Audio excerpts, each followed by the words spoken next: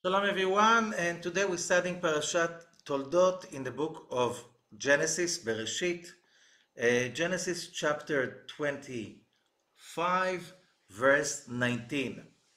ואלה תולדות יצחק בן אברהם, אברהם הוליד את יצחק. And these are the generations or the outcomes of Isaac, the son of Abraham. Abraham gave birth to Isaac. Okay, so this is a very weird description. We know from the previous parashot that Isaac was the son of Abraham, and he came to the world when Abraham was 100 years old. A big miracle. His mother was 90. We know that. Why do we have to repeat that? So the commentators are saying that yes, to remind us that Isaac looked like Abraham. Okay? Why is it important for us? So we learned last week in Parashat Chayei Sarah that the patriarchs and the matriarchs were very special people, which means they did not have a regular life. What does it mean?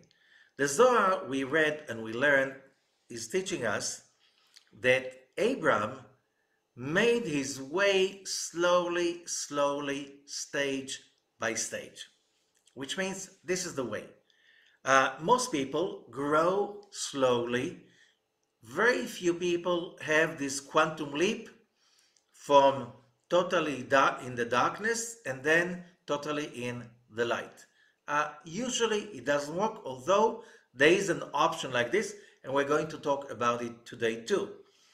But life is usually made of step by step moving upwards, which means you have to make the effort in order to gain the gain, in order to become the person you are, and this is the regular way. Although Abraham made a leap, a quantum leap, having a child, a son, when he's 100 years old and his wife is 90. This is not normal.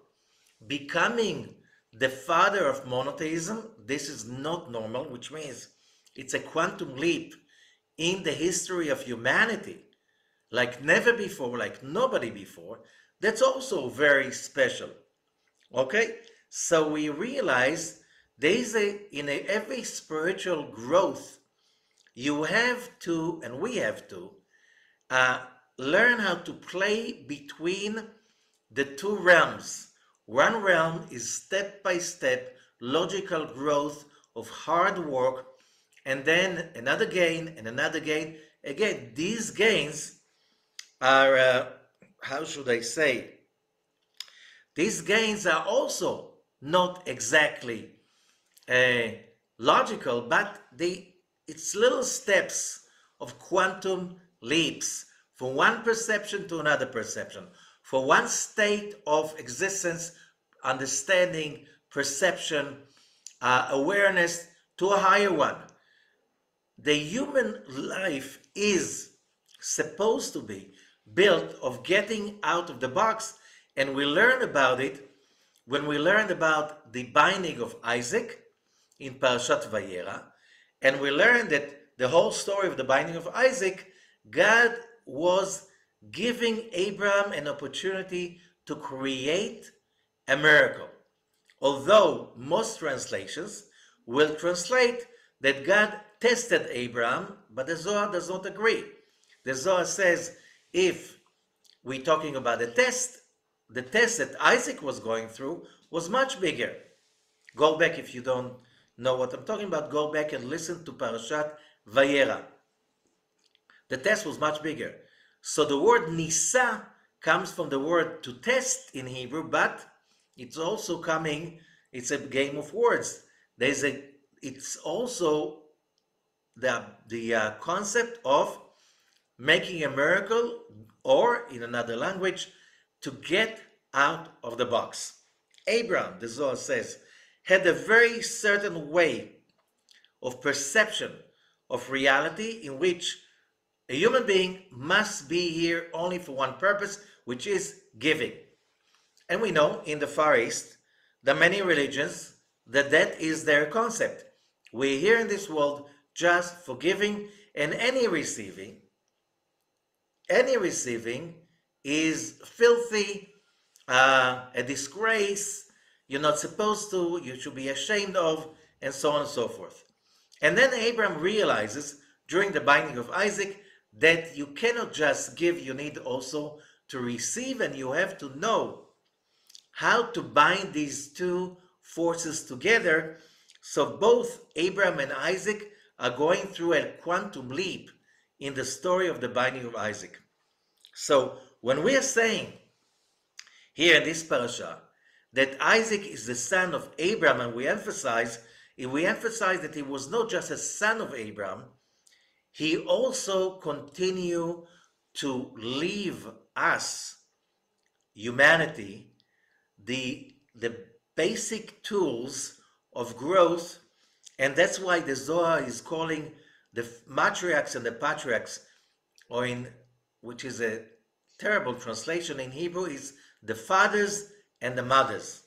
Okay, so but the fathers and mothers, it doesn't look so respectful in English, although in Hebrew every Israeli or Jewish child for thousands of years is saying, he never says Abraham the patriarch, he says Avraham Avinu, Abraham our father, Sarah Imeinu, Sarah our mother. Very simple. And the understanding is that what the Kabbalists explain to us, that the same thing when we build a new invention, a new airplane, a new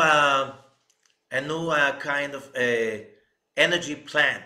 First of all, you build a prototype. In Hebrew, a prototype is av tipus. You'll use the word father, which means Abraham and Sarah, Isaac and Rivka, Jacob and Rachel and Leah, they were prototypes. They laid the basic rules of how does a human being grow, evolve, and finally make its way towards its own completion and manifestation of his birthright and legacy, which is to find the godly made soul within yourself and manifest its potential. And we'll see all of that unfolding again in this parasha, Parashat Toldot. And it speaks about Toldot. Toldot means outcomes, results. Basically, the Torah is very much results oriented. You need to produce. Toldot means also production. You need to produce results. Abraham, the fathers and the mothers, they were the prototypes. They laid the foundations. Like there's a common explanation about it, like a little story. You know, somebody wants to climb to the Mount Everest. So he climbs for a long time, and finally he reaches the camp. There's a camp that everybody camps over there before the last effort. And in that camp is next to a village, and you see little kids playing on the street. And you ask how these kids climb all the way. No, they did not. They were born there. We, humanity, after Abraham, Isaac, and Jacob and their wives climbed to the peak of the mountains. That's why they're called also mountains. They climbed the mountains. We were born already over the mountain. We do not have to make that road again. We need just to continue from the place they brought us to. So we learn from them what are the tools we can use in order to make that journey, which means each one of us has its own journey. We do not have to do the journey they did. Okay? They made the journey. We were born already on top of the mountains they climbed. Now we have to make our own journey, which means building upon what they built in the past. And that's what the story is about. And now, how does that reflect in the story? Vayitzchak ben 40 shana. And then it says, verse 20, chapter 25, and then it says that Isaac was 40 years old when he married Rivka. And then it says, verse 21, that she could not give birth. Like, it's like hereditary in that family. All the women were barren till they prayed. Vayetar Yitzchak la'Adonai lenochach ishto. So, and then there is a tremendously important verse, verse 21, that says that Isaac, he prayed to God in front of his wife Rivka because she was barren. And God approved it, and God gave his wish, and then Rivka got pregnant. Okay, this is a simple translation of the verse. But this verse, according to the Zohar, carries very, very, very secret, important secrets. Now, what is a secret? So the first question is, why is it that such righteous people, it's never easy for them? Abraham and Sarah could not have a child. It took them such a long time till finally, at the age of such an old age, they brought a son to the world. Can you imagine the pain, the suffering, the agony, the lack they felt till finally they had a son in such an old age? Okay, why? They were such great people. How come it happened so hard for them? You know, most people, they get married. Even without getting married, people get pregnant even when they don't want to. Most people. It's so easy. It's the easiest thing to do. Like, it's easier to get pregnant than to build a business or build a family, a productive and a functional family. Like, how come those people, Sarah and Abraham, Rivka and Isaac, and also we have the story with Rachel. She could not have kids also. It's like, why people are so righteous have it in such a hard way? Okay? So for that, we have to learn the lesson. So first of all, we start with the Zohar in the beginning of Parasha Toldot. At the beginning of Parasha Toldot in the Zohar, verse 1 in the Zohar from Hasulam, commentary of Rabbi Ashlag, ולתודות יצחק, פתח רבי חייא ואמר מי ימלל גבוהות אדוני ישמיע כל תהילתו. תחה זה. כד באה קודשה בכו וסלק בירותה, כמה למברי עלמא, הווה מסתכל באורייתא וברא לי. ובכל עובדה ועבודה דברה קודשה בכו בעלמא, הווה מסתכל באורייתא, וברא לי. הדר דכתיב, והיה אצלו המון, ויהיה שעשועים יום יום, אל תקרא המון אלא אומן. Translation. When God wanted to create the universe, he looked at the Torah and created it. It's a very famous legend. You can find it also in the Talmud. God looked at the Torah and created the universe. What do we learn from that? That, like what we learn, what we need this legend for. Where was the Torah written? Okay? What kind of parchments? Who wrote the Torah? Legends in Hebrew means it's a hint, remez. They hint about something that we didn't think about before. And what the hint means is that the Torah is the basic rules of the universe. All the rules, physics and metaphysics, spiritual, mental, whatever rules you want, they are somehow hidden in the Torah, in the words, in between the words, in all kinds of other methods of codification. They are all encoded in the Torah.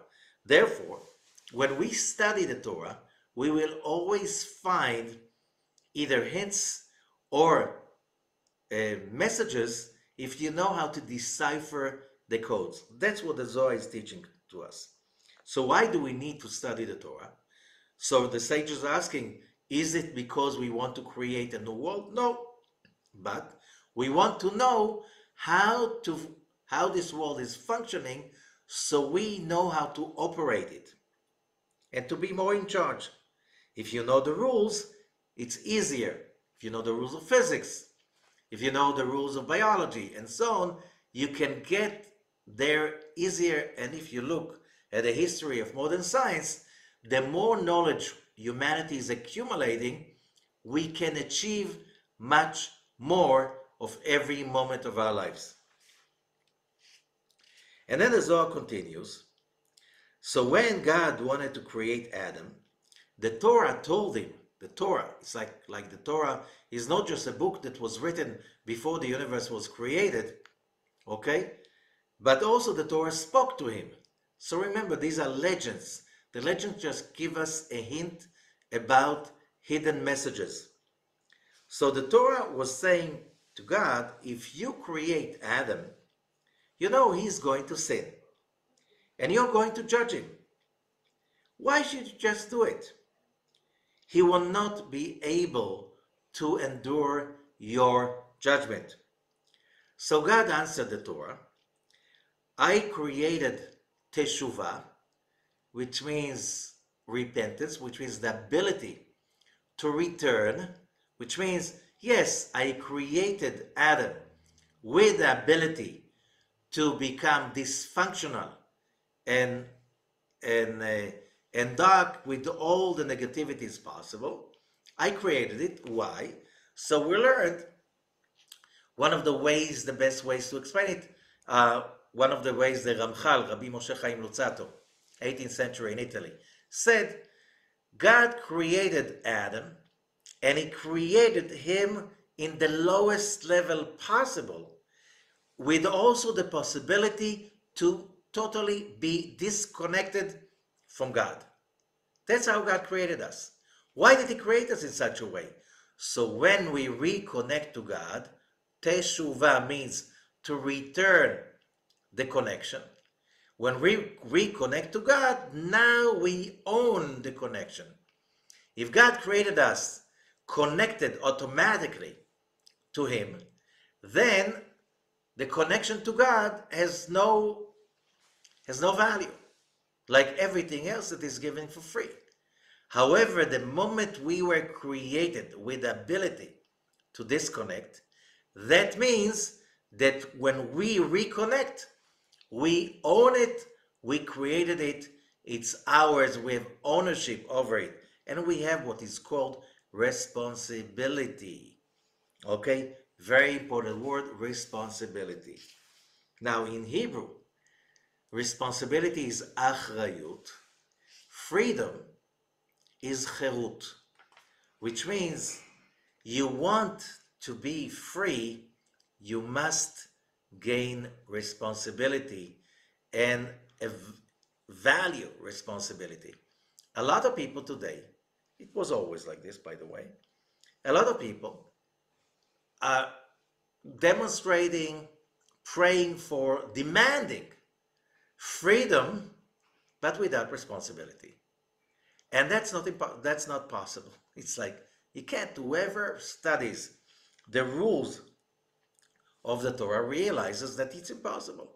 Whoever studies simply without the Torah, just people's lives, himself and others, people without responsibility, they can never achieve true freedom.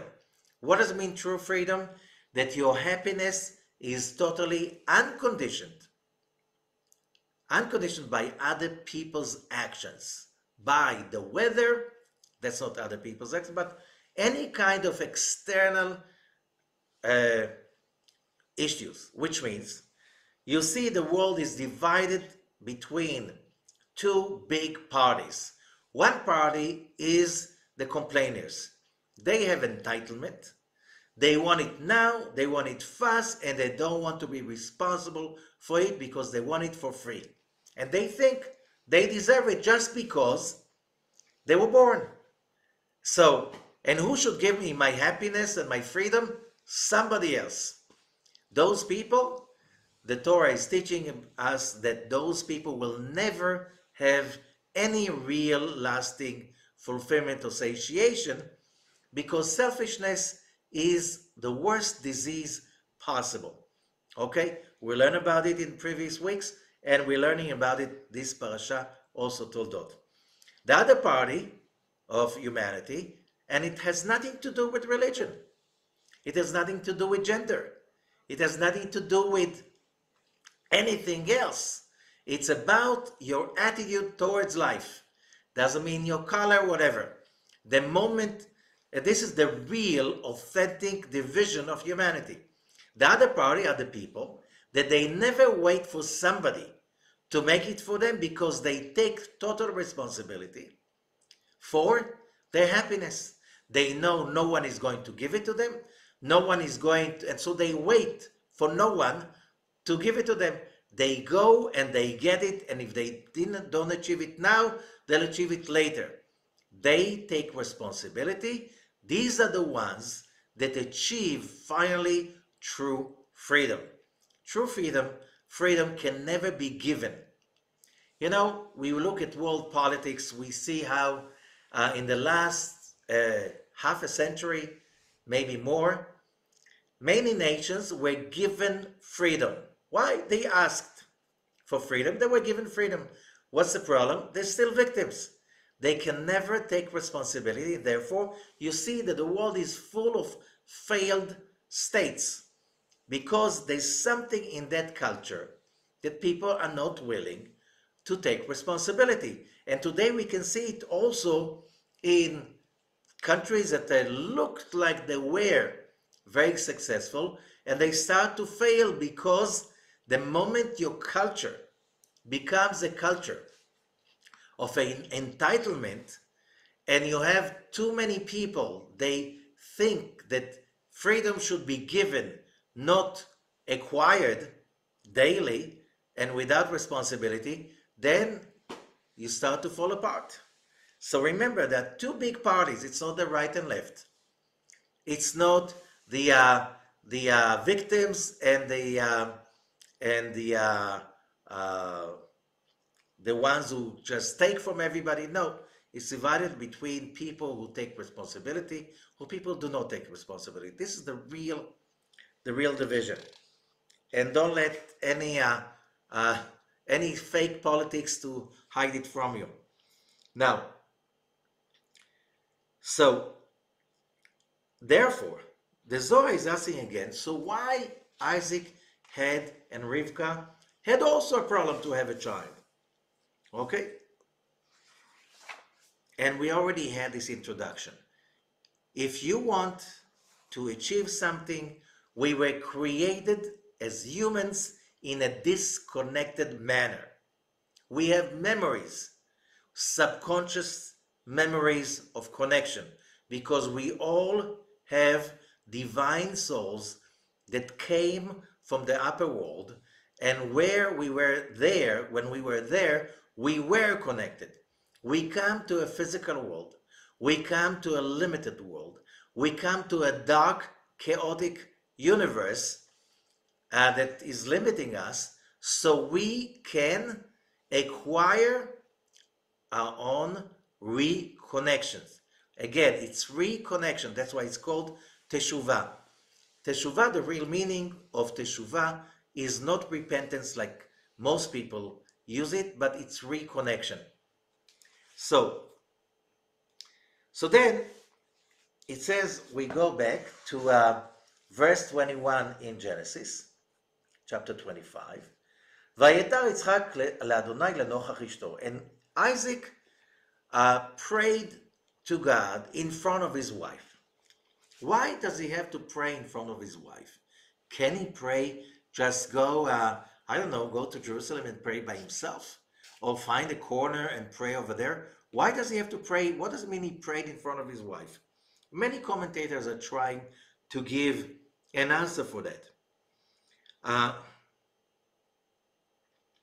And there are many ways to explain it. And many times the explanations are just covering up for the real true message. I'm reading now in the Zohar Parasha Toldot, verse 20 in the Sulam commentary. ויתר יצחק דצה לאצלותי, he prayed the prayer, וחתר חתירה לעילה, לגבי מזלה על בנין. שהתפלל תפילתו, וחתר חתירה למעלה למזל המשפיע בנים. Okay, this is also hinted in the common explanations.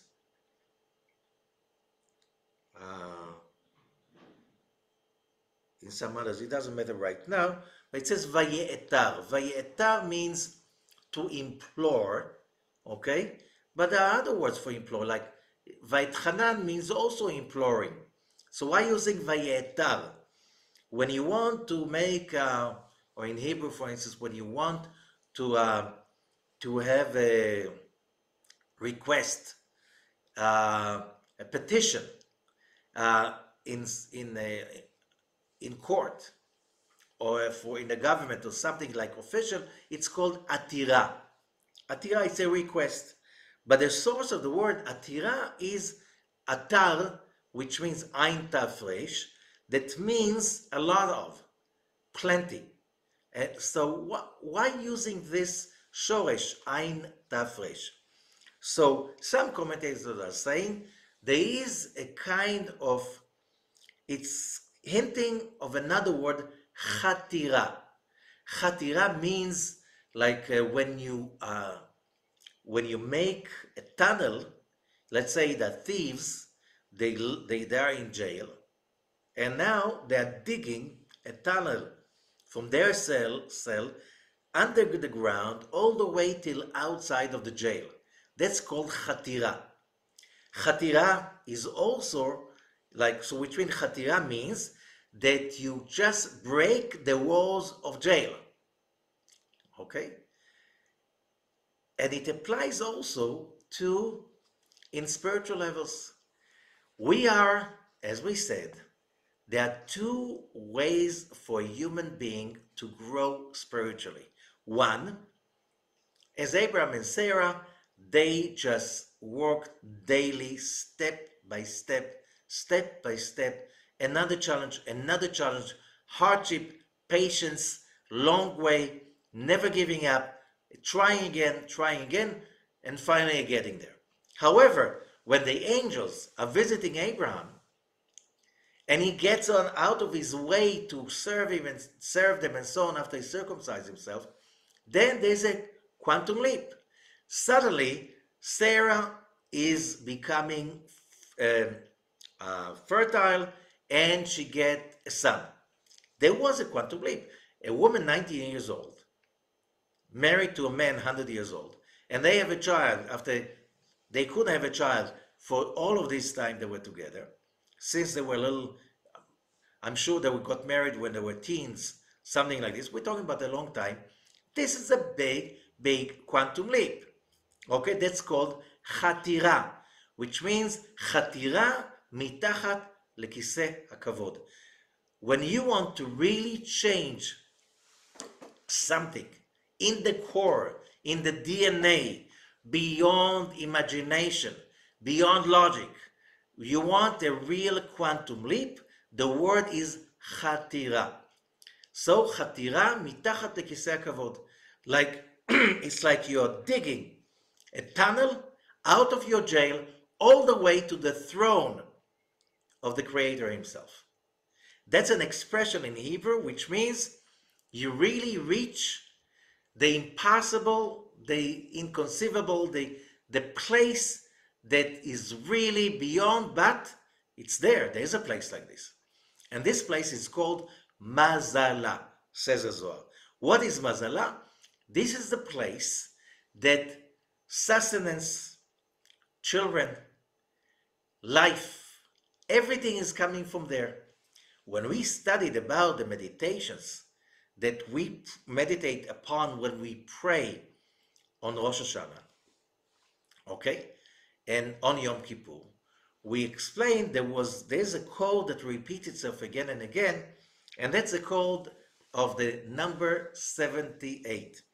and it appears in the Rosh Hashanah and Yom Kippur prayers, it appears at the word uvechen. Uvechen, numerical value, gematria, 78. What's so special about 78? When we said the word mazala, it's the place where the flow is coming from. The flow of what? Sustenance, children, life, whatever is important, the flow starts from there. What's the significance of that place? This place is a very, very important place. This is a place that is called, we'll see soon. So here, Zohar will tell us. שהתפלל תפילתו וחתר חתירה למעלה. So Isaac, through his prayer, he made a tunnel all the way up. אל המזל המשפיע בנים. To that place, mazala, that the bliss of children is coming from. כי במקום ההוא, in that place, and Rabbi Shaul explained, דהיינו במזל, שפירושו דיקנה דאריך אנפין, תלויים לידות בנים. This place is called the beard of Arich Anpin. Okay, so to make it simple, one of the highest sephirah of all sephirot is called Keter. Keter is the top of the tree of life, the crown. But really it means the source of all sources, the cause of all causes. It means that this is the seed of all of creation. How you define in the normal, simple language the seed of all of creation? So when you study and you go through all the books of Kabbalah, you'll find out that basically that seed is the desire of the Creator to share with the creation. Which means it's not a desire from our aspect, because desire on our aspect is a lack. What does it mean, a lack? We need. Desire means I do not have, and I want to have. Okay? How do I know what do I want to have? How do I know what it is that I'm missing? And the answer is, whatever the Creator gave, we became the recipients, which means what comes first? Just slowly think about it. What comes first, the fulfillment or the desire? And the answer is, in the real universe, the fulfillment. Why? How do you know what is that you want if you never had it? If you never felt that fulfillment, how can you feel the lack of it? Which means we are all created as, we are all created like a coin. How do you create a coin? There's a minting process. What's a minting process? There is what is called a stamp. That stamp is stamping on the coin till the shape is being created on it. So the stamp is God's will to share. Whatever He wants to share, we become the recipients, which means we want to receive whatever He wants to give. So we're just the opposite. Okay, so what in the stamp, whatever is protruding, it becomes a lack, a dent inside the coin. Okay, so the coin is exactly the opposite shape of the stamp that is stamping the coin. Therefore, whatever we need to receive, it's what God gave us. So how do I know I want to receive it? I have memory that I got it in the beginning. I lost it, so now I need to regain it, reconnect to it. So now I can have ownership over that fulfillment. Okay? So, as I explained many times, we were created in the image of God, which means He minted us according to His image, but on the other side. But still, because of that, God, nobody tells him what to do. We can't stand that somebody tells us what to do. God is independent. We cannot stand being dependent. Therefore, you cannot give people free gifts and expect that is going to make them happy and free. Freedom must be acquired. Happiness must be achieved on your own. No one can do it. Nobody can grant it to you. Okay? Because that's how we are being created. So when we're speaking about the mazala, the keter, mazala is a level inside, a very important level in the keter, in the upper keter, which means the original force that created the universe. So the word mazal in Hebrew, although from Hebrew to English, it's being translated as luck, but in English, luck is something that is random. In Hebrew, mazal is coming from the source nun zayin lamed, which means flow. So luck and mazal, it's not the same word. Mazal means there's flow. Somebody has mazal, which means the pipes are open and there's a flow, and he's connected to the pipes. Somebody does not have mazal, it doesn't mean he's not lucky. What can we do? He's not lucky. That's random. No, he is not connected to the pipes. That's what it really means in Hebrew. And therefore, there's no flow. Okay? Now, how do you reconnect to the flow? When we pray and we trust and we reach to the highest level, which is, instead of being busy, you know what they say, instead of telling God how great your troubles are, tell your troubles how great God is.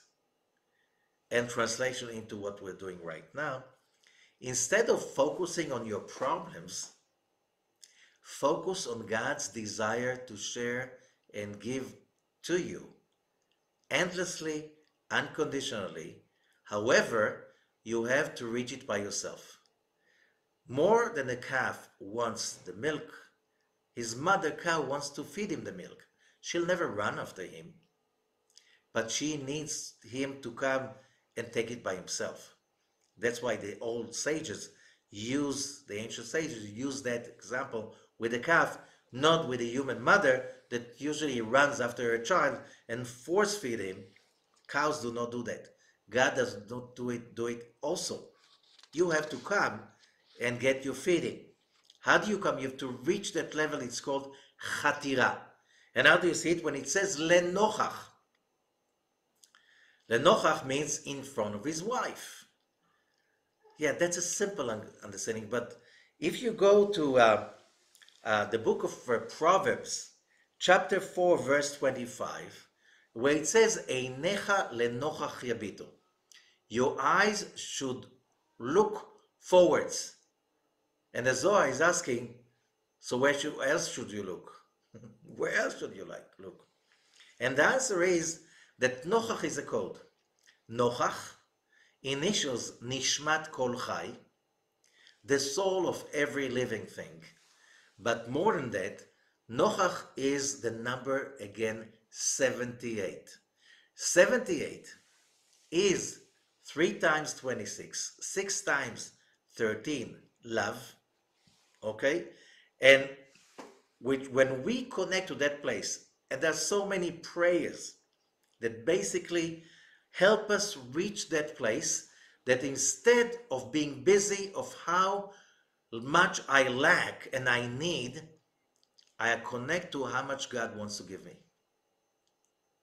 When I reach that place, I have to reach that place without limitations. Because if you want to have a quantum leap, when we are stuck with our logical expectations of how do we want to solve the problem, and Einstein already taught us more than 100 years ago that the same logic that created your problem cannot solve the problem. So don't stick to that logic. What logic we're talking about? I need, and also that's how it's going to be solved. The miracle is that you trust that there is a solution. The solution is connecting, reconnecting to the light of the Creator. How? By first of all being convinced that the Creator wants to give you more than you want to receive. However, you have to flee, get out of your box, let go of your own perception of reality, and the solution will be solved God's way, not your way. That's how you get out of the box. Getting out of the box means that you're really trusting that there is a solution, and you let go of all your previous thinking, because if you continue to think the way you used to think, you continue to get what you used to get. And remember that. So the secret over here, that yes, we have all kinds of ideas about how to solve issues. We're not here to do that, which means to follow these ideas, because we know very well how many times we have an idea about some issue, we can gamble on everything we have, we can bet on everything we have about this idea, and then a year later we look backwards like, how could I be such a fool? Why? Because remember, our logic is very, very limited. And as we said, Abram and Sarah, Isaac and Rivka, they also made that way step by step. But what does it mean, a step? You come out of one place and you reach another place. How did you leap between one to another? Mentally. Mentally, there's a Greek paradox that says that you can never. Why? If you want to go from A to B, do you have to cross half of the road first? In order to cross half of the way, you need to cross half of the half. If you want to cross half of the half, you need to cross half of that half, and so on and so forth, right? So logically, you can never get out of A. So how can you reach B? So there must be some illogical leap, and that's called the quantum leap. Yeah, but we walk, yes, because we believe that we can go from A to B, and if we were thinking about half and half and half of half and a half of there's no end to it. And some people do think like this. Some people always rationalize stuff and then never get out of A because of that. And some people simply go, and when they reach B, say, how did I do that? There was no way I could do it. How did I do that? In order to go to B, you have to get out of A. In order to reach the leap, you have to let go of, which means the miracle, the going out of the box. That is letting go and letting God. Chatira, vayetar. Isaac's prayer was there to bring a child, okay, that is not a normal child, that this child will be a quantum leaper, and therefore he had to reconnect to the highest of the all high, which is that place that is called Nochach.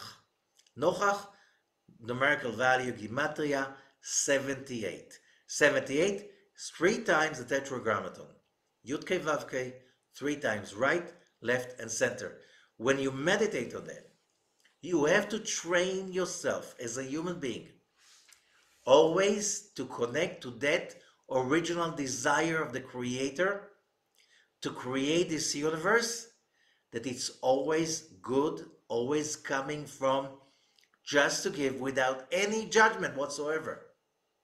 When we reach that place, we'll make the quantum leap, and the solution will appear out of nowhere.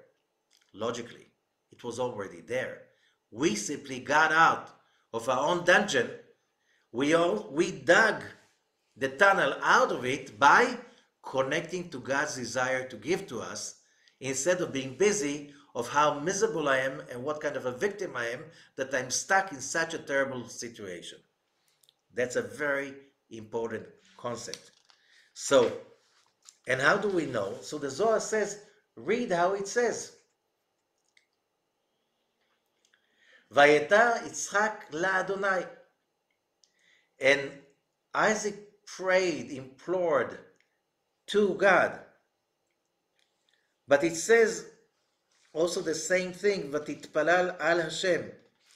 It speaks he prayed for above. He prayed for the highest level, which means he really prayed to connect himself to the source. And when you connect to the source, you don't get what you want. You get what you need. You don't get what you logically think that you want, but you connect to what God wants to give you. So usually you have to remember, if you want to compare how much God wants to give you and how much do you want to receive, we always settle for less. How does God force us to ask for the big solution and not to settle for the small one that get us stuck in the same old position? He says no. And then we start to implore. Then we start to transform. Then we make the effort. Then we take the responsibility, which means the hardship gets us to grow or to fail. To fail. So when you fail, you don't get what you want till you try properly, till you ask for it in the proper way. And that's why it seems to be many times that we ask God for something and the answer is no. Why is the answer no? You don't want that. It's not for you. You have to ask in a different way. You have to ask in a higher way. And you have to ask not from the place of being a victim. You know, God, I'm so miserable. God, please don't give me something, just a little bit, so I won't be that miserable. And God says, I don't want you to be miserable. I want to give you that much, but you ask for such a small thing. I can't give it to you. Your vessel is too small. You have to ask for more. I created you to ask and to want for more. So you have to implore. And that combination, lenochach, what does it mean, lenochach? Which means, einecha lenochach yabitu, your eyes should look forward, as it says in the Proverbs chapter 4, verse 25. The Zohar says you should meditate on visualizing God's name, the Youdkevitch, the Tetragrammaton, 3 times, right, left, and center, and you use that meditation to reach that place that is called God's desire to share with you. How much does He want to share with us? Much more than we think we deserve. So that's a big secret, and it takes a whole lifetime to improve our perception that we deserve much more than we think we should get. We were created for much higher reasons than we think. So the result of that pregnancy was the birth of Esau and Jacob. And here we have the question about, there's so many terrible stuff about Esau and Jacob. Esau was a son of Isaac and Rivka, but he was a hunter. He was a murderer. He was a cheat and a liar. Okay, how that came out of these two? Remember, we are not talking about a private family. Like somebody wrote in a Time magazine like 20 years ago, I think, even 30. There was a whole series of articles about Genesis. And they summarize it that that's the story of a dysfunctional family. Why? Look at it. There's Isaac. He has 2 sons. They're twins, Esau and Jacob. One goes for the hunting, Esau. He comes home. He's very hungry. He's dying. His brother is making a lentil stew, right? Esau says, give me from that red stuff you're making. And Jacob says, sell your birthright. What a blackmail. He's dying of hunger. Okay, take my birthright and I'll eat the stuff. So that's, what a cheat. So from that, You know, this is a dysfunctional family. You're coming home and you're hungry. One of the family members in the same apartment that lived with you made some stew and you want to eat. It said, "Oh no, you have to pay." Well, since when do you, in a normal family, when does that happen? So if you see it in a simplistic way, it looks terrible.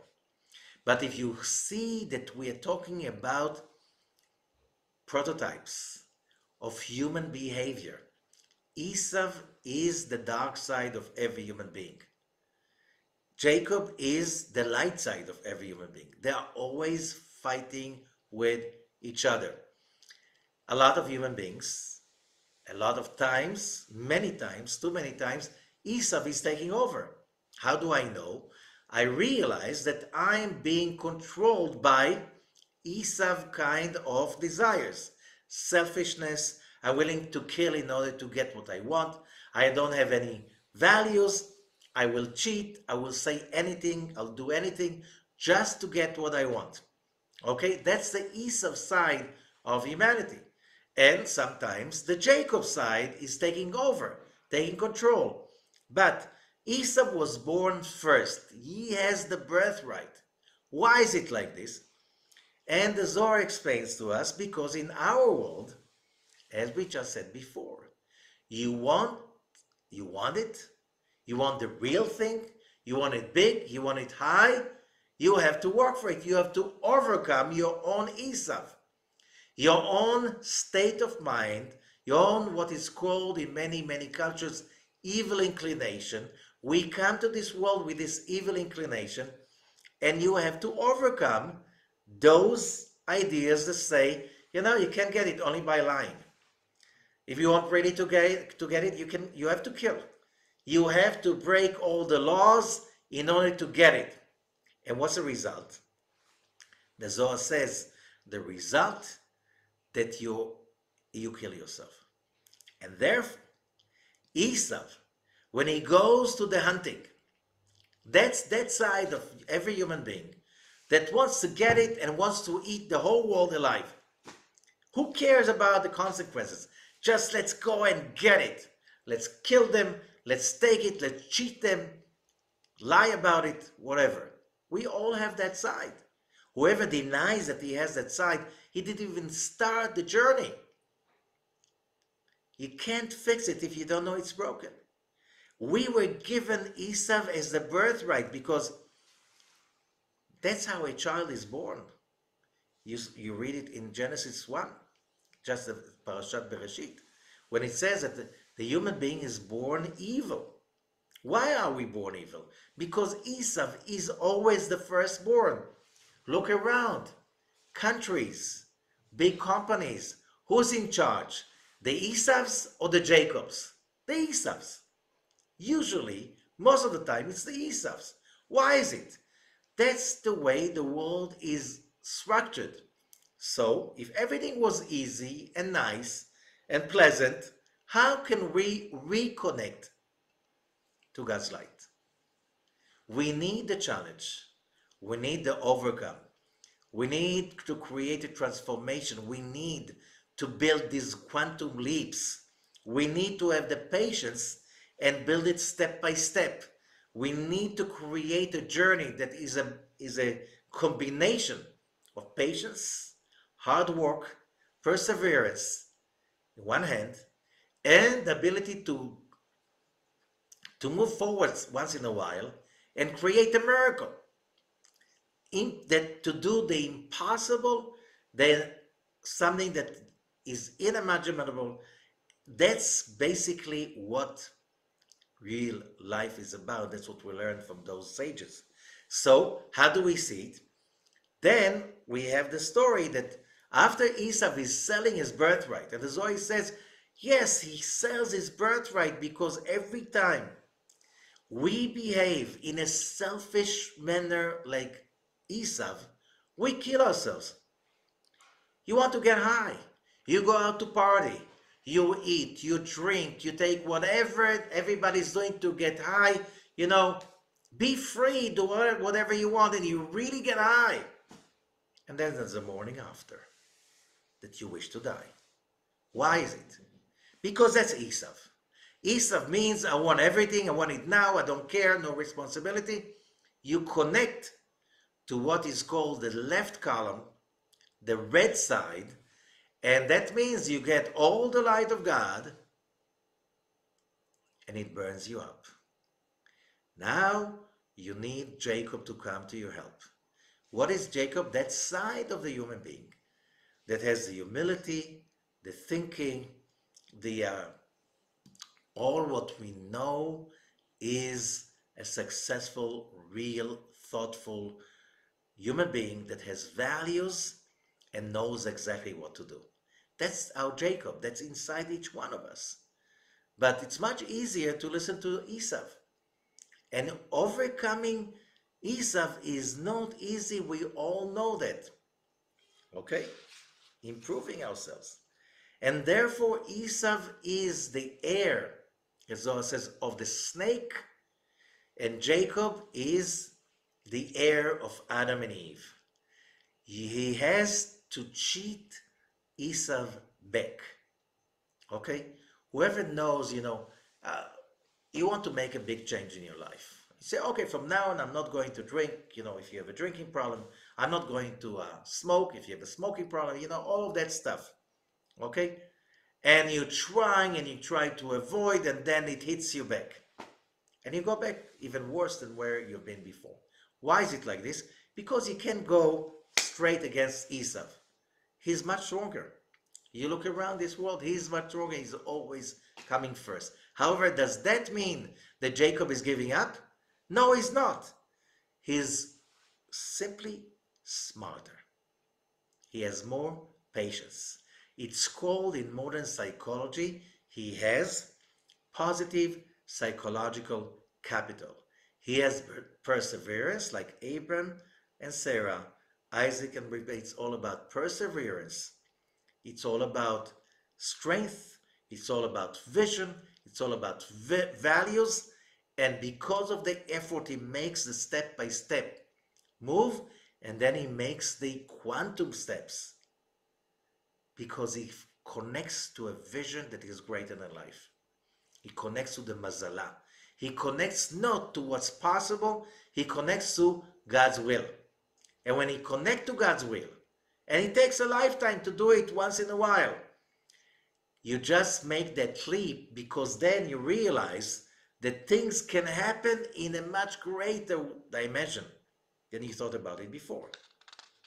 So therefore, when we have this crazy story about Esau coming to Isaac, and Isaac says, go and hunt for me, I'll give you your blessing as a firstborn. And Rivka hears that, and she makes Jacob cheat his father. Okay? And the Zohar is asking, why? Why does it, and Esau, the Zohar is asking, Isaac, he's such a great sage, he was a prophet, he did not see that Esau is a cheat and a liar? No. God allows you to see what you need to see. He needed to give the blessing to Jacob while thinking this is Esau, says the Zohar. Why? Because that's the way we all have to work. Don't wait for honesty. Don't wait for good luck to come just because you're honest. You have to be smarter than that. You have always to be few steps ahead of people that are thoughtless, that have no values. You always have to go and win in spite the fact that they're stronger than you are. This is to give each one of us the power that we have Jacob on our side. When we go to make business, to make a living, to deal with hostile neighbors, friends, customers, whatever, that you look around, you see there's so much Esau issues. That's not a reason to give up. That's a message of this story. And then finally we see that when Isaac is giving the blessing to to Jacob, that cheats him. When he does it, he's so excited about it because he realizes that that's the right person to give the blessing to. So when Esau is coming from the field, and after Isaac already gave the blessing to Jacob, thinking it is Esau, and Isaac is now the first time he's allowed to see how terrible Esau is. And there was, it says he had such an anxious scare. He felt hell coming in. Now why? Because he gave already the blessing to Jacob. Now he can see the truth. So what does he say? Instead of saying, where is it? Just let's read the story. Because only if you read it from that aspect of the Zohar, that's the only way you can understand the story.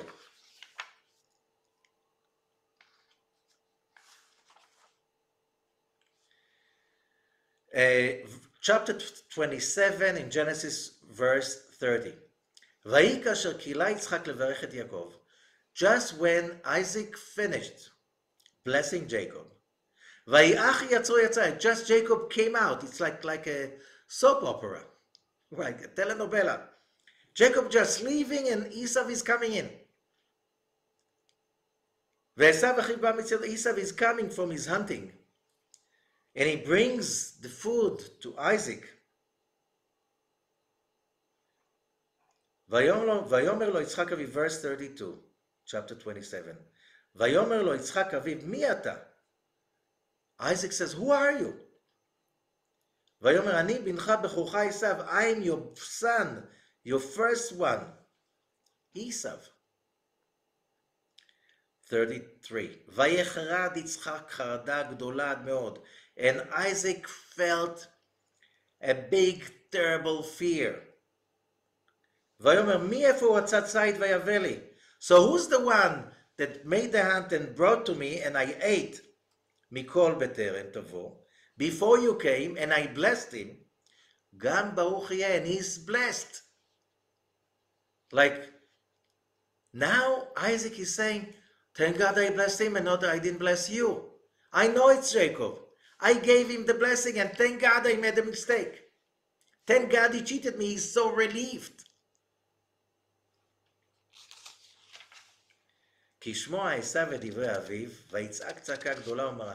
When Esau hears the words of his father, he screams a big scream and bitter one.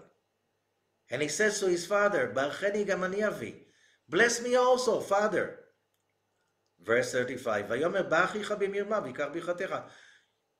Isaac says, your brother came, cheated, and gave your blessing, and took your blessing. So Esau is saying, Father, you don't have other blessings? You can bless anyone. Now, what do you think? What I mean, only you can bless only one person? He stole my birthright, and he stole now my blessing. So he's admitting that he sold his birthright. Give me a blessing.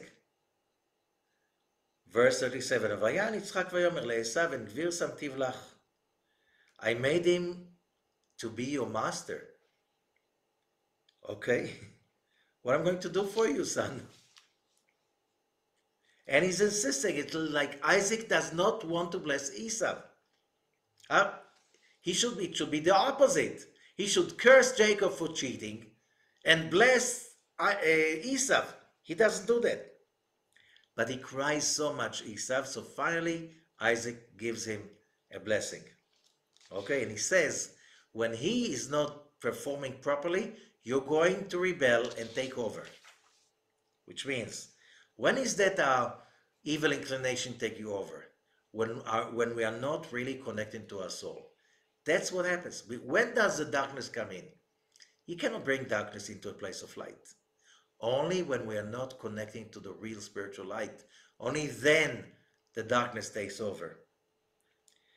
And now, how do we know that Isaac never thought that Esau is the heir, the real heir? Because later on, chapter 28, ויקרא יצחק אל יעקב ויברך אותו. And Isaac called Jacob and he blessed him. And he says, go to Padan, take a wife from the daughters of your uncle. Okay? And God is going to bless you, multiply you.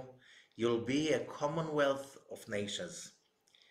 Verse 4, ויתן לך את ברכת אברהם לך וזרעך, and he will give you the blessing of Abraham to you and your offsprings to inherit this land that God gave to Abraham. Which means Isaac never thought that Esau is really the guy who's going to continue the lineage, the blessing. But he realized that what can we do? In this world, Esau is always having the birthright. The evil inclination is always going to be in charge in order to give all of us the opportunity to excel and to reconnect and enjoy the reconnection, because now the connection to God and godliness is ours. That also explains why in chapter 26, verse 13, ויגדל האיש וילך הלוך וגדל. And the man, Isaac, grew up economically. הלוך וגדל, gradually growing. Remember what we said? Step by step, he was growing bigger and bigger, but step by step. עד כי גדל מאוד, till he became very great. והיה לו מקנה צאן ומקנה בקר, he was huge with sheep and cattle and more than that. And the Philistines were envious about him. וכל הבארות אשר חפרו עבדי אביו בימי אברהם אבינו סיכנו פלישים. So the Philistines, the Plishtim, they destroyed the wells. So like his father, he dug another well, and they destroyed the wells one by one, till finally they said, if you can't win them, join them. And they wanted to be with him, because with all the trouble they did to him, he still got bigger and stronger and richer. He never gave up. Never gave up. This is the message of this parasha. This is the message of the previous parasha. This is the message of the Torah. This world, you have to acquire two kinds of growth. One, the perseverance. You fall, then you have enemies, you get up and you start all over again and again and again and again. If you really trust the good and you ignore the negativity, you'll be great and you achieve greatness because God is with you. Then another thing will happen. When you really trust God's giving, God's will to love you unconditionally, you will see quantum leaps you can't even imagine. And then you see the leaps. So that, what is called positive psychological capital, is the combination of the two ideas. Hard work, never give up, get up again and again and again, because we're here to overcome, to reconnect to the light. Not because we can't expect everything to be easy and nice and honest. It's not going to be. Freedom, success, connection must be earned. And when you do that, and the more you trust the desire of the Creator to give you unconditionally, you'll see more quantum leaps, more creativity, innovation, ideas, breaking through out of the box. You'll be an empire of unicorns, which means the ability to create a growth that cannot be imagined, just because of this trust and belief. Thank you so much, and success to all of you.